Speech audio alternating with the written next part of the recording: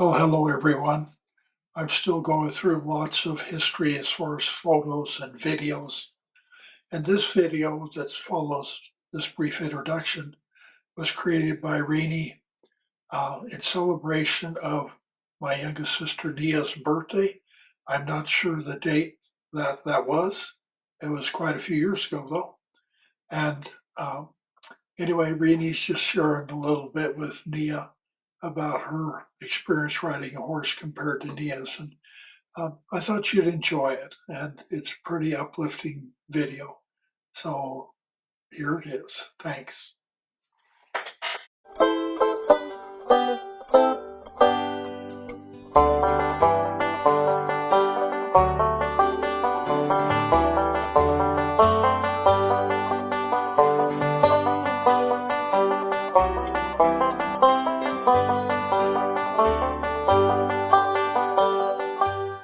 Hey, Nia. This is to help you celebrate your birthday. You are a year older, it's true, but I've been there, done that, and it's not so bad. This is a tribute to you, girl, the real cowgirl Nia Peniston Smith Ross of the JL Ranch in Ellensburg, from the wannabe one, yours truly. This may be a bit cheesy, but consider the age and remember, aged cheese usually does smell a bit icky, but it's enjoyable. Pull off those cowgirl boots and have a good laugh.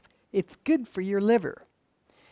After Larry's army tour, when we decided to move back to the ranch, I couldn't help but dream a little. So move over, Patsy Montana. I can't sing it like you, and I have my own version. But no one ever had truer intentions than I. I wanna be a cowboy's dream girl and ride 'neath the western sky.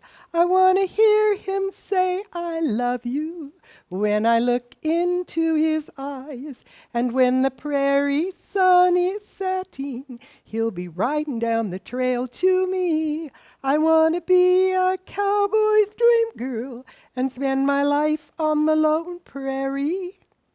I have a secret. My early horse experience was not so great, being the weak and skinny sibling as a result of rheumatic fever when I was young. I could never quite make the horses understand who was riding who. When I would get on Regal Amber, my sister's pole bender horse, he tried to bend me. He would head for the closest tree limb to scrape me off, or the clothesline to see how well I could flatten myself. And if that failed, he would go 100 miles an hour toward a fence, skid to a break, and I would fly off over his head. He was always very good and pleased to patiently wait for me to get back on, and he would throw up his head into the wind and neigh, neigh, neigh. Everyone but myself understood he was actually saying, ha ha ha ha, ha ha ha ha ha, laughing at me, quite pleased with the situation, and was waiting for me to get back on so he could do the next trick, usually jumping the fence and running down the sprinkler standpipes out in the pasture and bending around each one till I fell off sideways. My Saturday afternoons consisted of all the neighborhood kids who had horses showing up at our corrals down next to the road.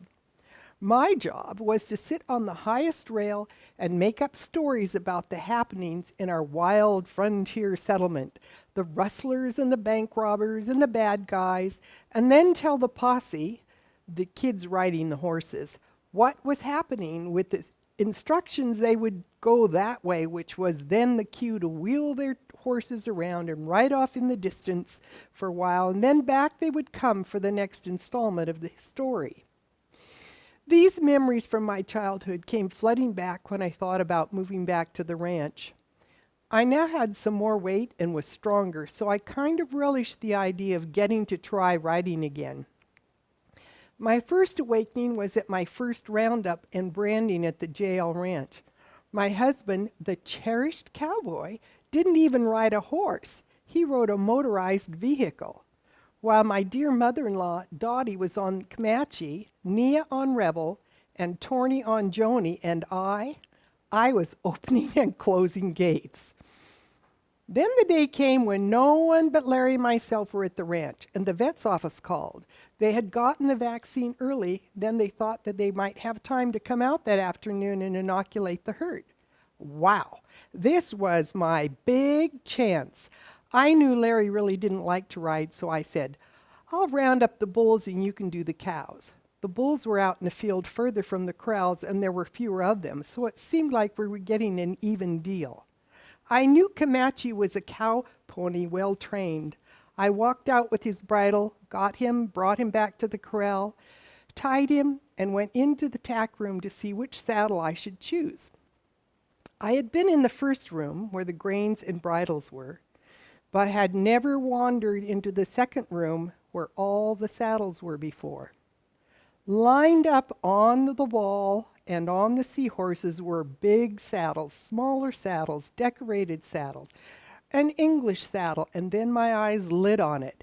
There in the very back was an old vaquero saddle with a nice oversized pommel, which would make a good sturdy hand anchor if I ended up needing it, and I certainly couldn't fly over the top of it.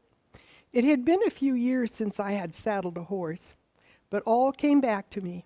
I even remembered to sock him in the solar plexus so he would suck in his breath and I could quickly cinch in the saddle so it would stay upright.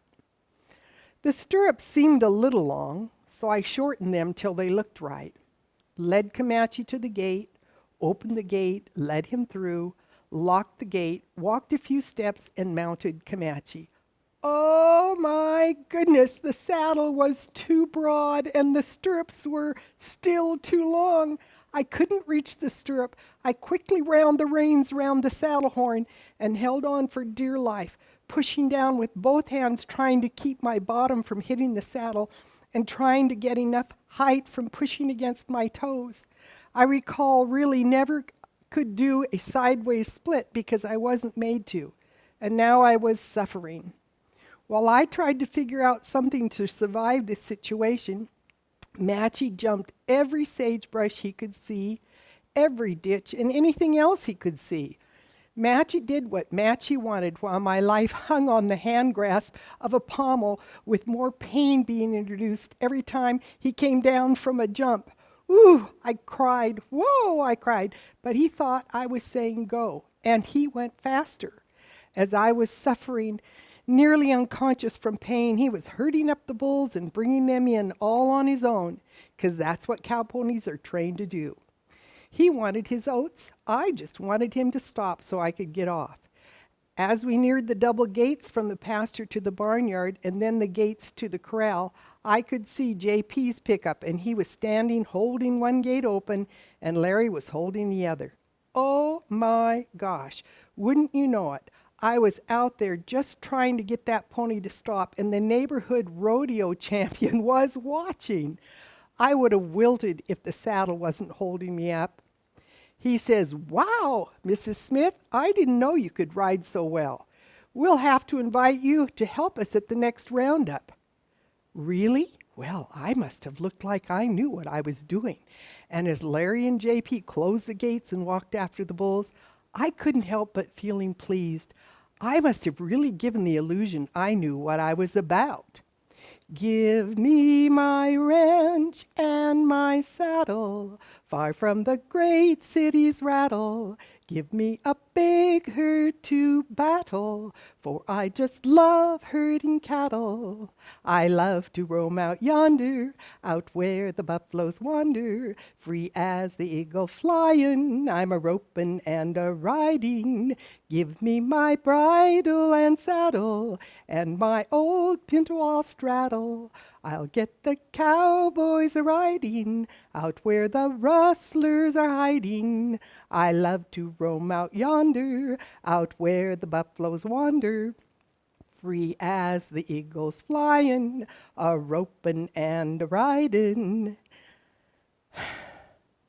Well, back from my dream, I realized I must unmount, and when my left foot hit the ground, reality came back at the speed of lightning bolt, along with excruciating pain from my foot upwards. Well, maybe that did look like I was in control and knew a thing or two, but only Comanche and I knew the truth.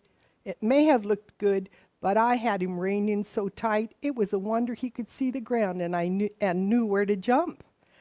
I never did confess, but Matchy always knew my secret, and so I would sneak out and give him oats sometimes, just for being a good sport.